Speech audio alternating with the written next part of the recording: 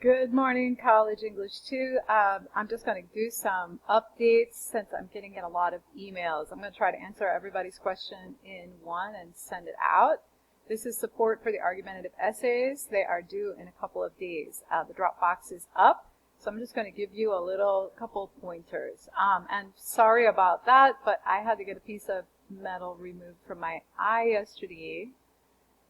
That's right, kids. Never hammer nails without glasses on. I forgot. Anyway, I can't read. The doctor doesn't want me to read for a little while, so I may run behind on grading. Don't panic. I'm obviously going to keep up as best I could, okay? So I still will be doing all the marking. I know you are waiting for the annotated, and you are waiting for the final on the rhetorical analysis. Just wait a little bit. Please be patient, okay? So I did find a spelling joke of the week because, you know, I'm trying to help a couple of you spell better.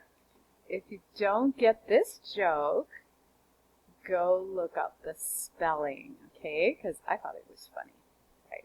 So here is what I wanted to do. People are asking me on they can't seem to find the criteria. People are asking me for the page length. People are asking me for the rubric. This is all I really found. So we do have a page length, and we do have formatting, and we do have a due date. I just wrote to Mr. Foreman and asked him if he could please share the rubric before it's due, because I think that's only fair to students. And as soon as he shares it with me, I will surely share it with you. Until then, you just want to try to follow his directions, which are pretty detailed. Okay, and just to review, remember your introductory paragraph should start hype. So use a hook, a startling statistic, anecdote, anything that grabs the reader's attention and directs it to your point.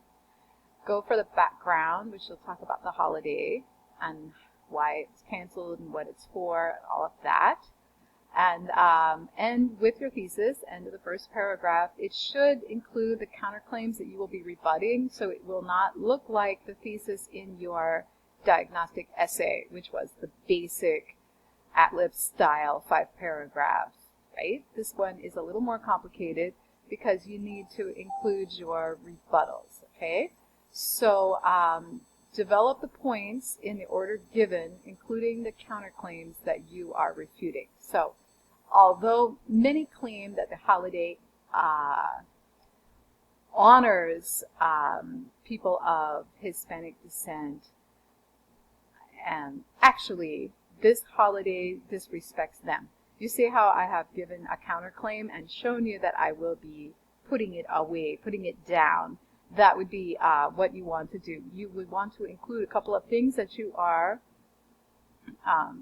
although many claim that Columbus was the first to discover America, actually, So I know that later on in your essay, you will be refuting that particular argument. He wasn't the first. Okay, so remember that the counterclaims should be hinted at within the thesis using the they say, I say template that Mr. Foreman gave. Okay, you should cite any quotes that you find, like anytime that you are quoting someone or anytime you are paraphrasing, you need to do the in-text citation, right? And when you conclude, you reiterate your points, but in a different way, not using the same words. This particular essay definitely calls for a call to action, right?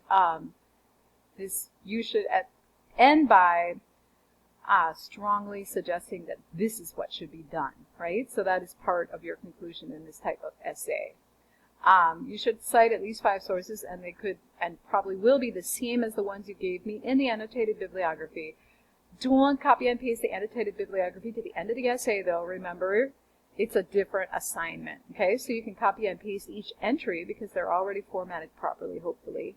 But you don't put the summaries in because that is not how you do end citation. That's only how you do annotated bibliography, which is a separate assignment, okay? And I'm going to send you a link in case you are bored to read this whole I Say, They Say book. I'm going to give you a link so that has just the templates. It looks like this is just like one page. So, for example, if you are having trouble introducing quotations, there's a nice, easy fill-in-the-blanks template. if you are making, if you're introducing an ongoing debate, which you probably would be in this particular, it is a long accepted argument, X argues this, but Y and others disagree. In fact, so these templates may be useful to you, and if you don't want to read that whole long text and you want to cut to the chase, I'm going to just send this like cheat sheet for you in case you just want to use these. And of course, there's a little review of good transitions in case you are forgetting your fancy transitions. And this is very good. Signaling who is saying what, you'll need to do that, right? X argues this, yet a careful analysis of the data reveals blah, blah, blah. They have some of the templates with the first person. My own view, however, is that, but you won't be able to use the first person in this particular assignment because it's not acceptable, mostly in academic writing. To use the first person, it's a little too informal. So go ahead and use the templates, but I agree that you would want to modify it. It is important to know that.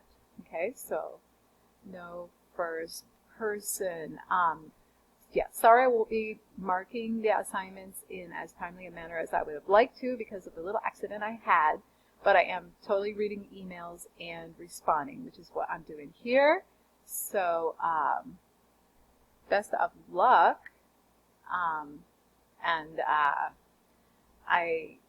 right here for you if you have any questions in the next couple of days, okay?